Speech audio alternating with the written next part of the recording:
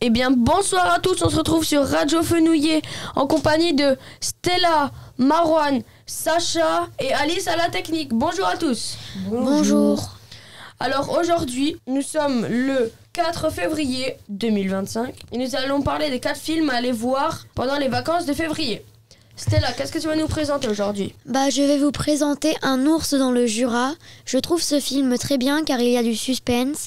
C'est l'histoire de Cathy et Michel, un couple usé par les difficultés financières.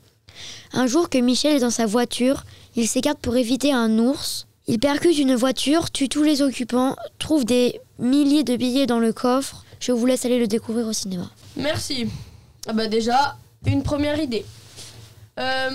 Marwan, qu'est-ce que tu vas nous présenter à ton tour ?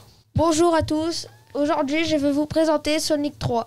Sonic, Knuckles et Ty sont à nouveau réunis face à un puissant nouvel adversaire. Shadow, un mystérieux vilain doté de pouvoirs comme ils n'en ont encore jamais vu. Leur habileté étant toute surclassée, l'équipe de Sonic doit tenter une alliance improbable dans l'espoir d'arrêter Shadow et de protéger la planète. J'adore ce film car l'équipe de Sonic va éclater Shadow à la fin et aussi il y a plein de combats. Sacha, j'ai entendu que tu allais nous présenter Mufasa. Allez, raconte-nous ça. Oui, je vais vous présenter Mufasa. Je vous conseille de le regarder si vous aimez les films animés adaptés en films réalistes ou si vous aimez juste Le Roi Lion. Mais après, il faut aimer les comédies musicales. Ce film vous plongera dans le passé de Mufasa raconté par Rafiki. Cette histoire explique aussi pourquoi Taka s'appelle à présent Scar en raison de sa griffure au niveau de l'œil gauche.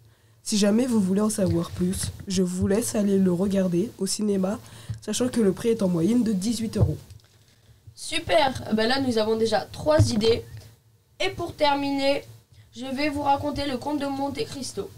Alors, le conte de Monte Cristo, c'est quelqu'un victime d'un complot. Le jeune Edmond Dantès est arrêté le jour de son mariage pour un crime qu'il n'a pas commis. Après 14 ans de détention au château d'If, il parvient à s'évader. Devenu immensément riche, il revient sous l'identité du comte de Monte Cristo pour se venger des 3 hommes qui l'ont trahi. Moi, personnellement, j'adore ce film car la représentation est superbe, les vêtements, les bâtiments, et il y a pas mal d'action. Et surtout que le château d'If, dans lequel Edmond Dantès va être emprisonné, se trouve à Marseille.